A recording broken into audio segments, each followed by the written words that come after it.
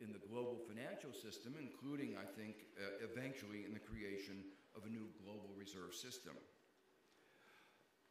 So that's one of the important, or these are some among of the important lessons of the crisis. A final one is that there'll be a rethinking of the balance between government and markets. As has been repeatedly said this morning, there has been no successful economy that's developed without a strong role for the markets. Markets are at the center of every successful development. But what this crisis has also illustrated is that there is an important role of the government. The failure of designing the right partnership between government and the market is at the roots of this crisis.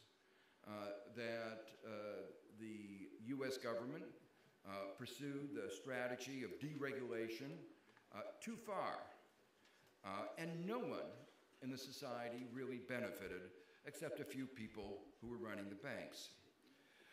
If government is going to wind up paying for the hospital bills, as it has been, to the tunes of hundreds of billions of dollars, it has to engage in preventive action. It has to engage in preventive medicine. And that means it has to undertake the kinds of restrictions, regulations, to make it less likely that people will wind up in the hospital. It's just like an insurance company. Anybody writing large commercial insurance requires that the buildings put in fire sprinklers, knowing that if it doesn't do that, the losses will be greater. And that's what we're talking about here. How do we create the appropriate fire sprinkler systems to protect the rest of us? There are going to be, as we emerge from the crisis, a number of challenges, particularly in emerging markets, because the emerging markets are likely to be the markets that emerge from this crisis faster.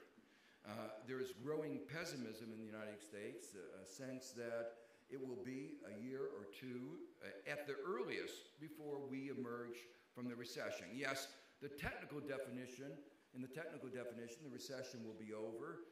It's already over because technical definition is 2 or more quarters of negative growth. We have positive growth in the last quarter, so in that technical sense, recession is over. But in terms of businesses, what they care about, what they mean by a recession, is can they sell the goods they produce? And the answer is, right now, they can't.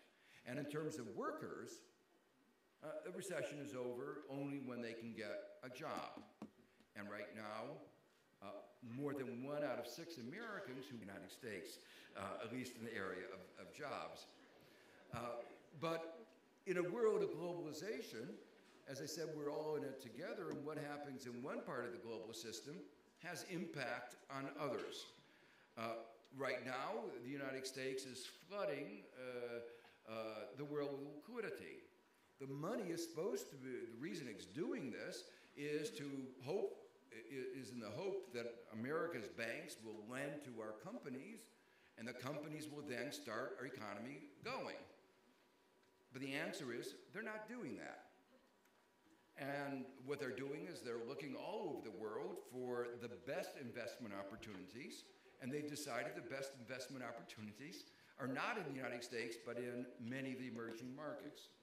The result of that is a real risk in the emerging markets of speculative bubbles. The concern about this has been articulated clearly by the leaders in China, but it's an issue that is of increasing concern in emerging markets all over the world. Brazil has tried to take action. Other countries have been very slow. But the basic lesson is that, again, some of the frameworks that were, some of the ideas that were central in the 90s and early years of this decade and have been shown to be flawed will have to be revisited. So, for instance, one of the reasons the crisis spread so rapidly around the world was capital and financial market liberalization which was advocated by the U.S. Treasury and by some of the international financial institutions.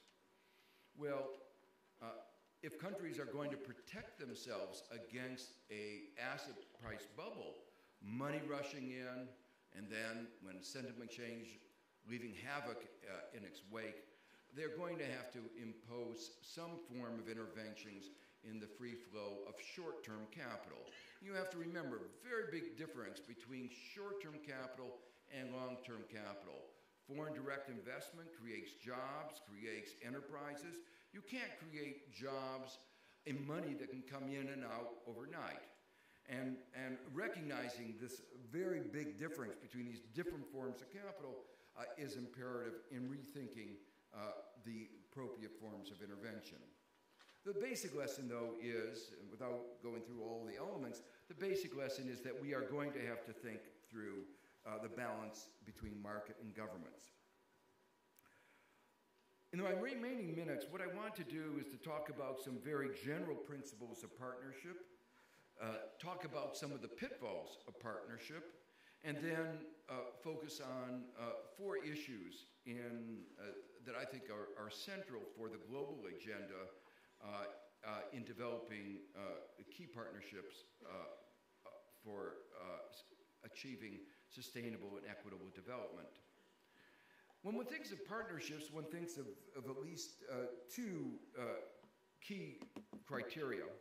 One of them is the principles of comparative advantage. Each partner in a partnership brings something to the table. And the question is, what is it that each is bringing to the table, and how can we, the partners, interact in a way that takes advantage of the strengths of each? In many ways, what I've just been talking about is central to that theme.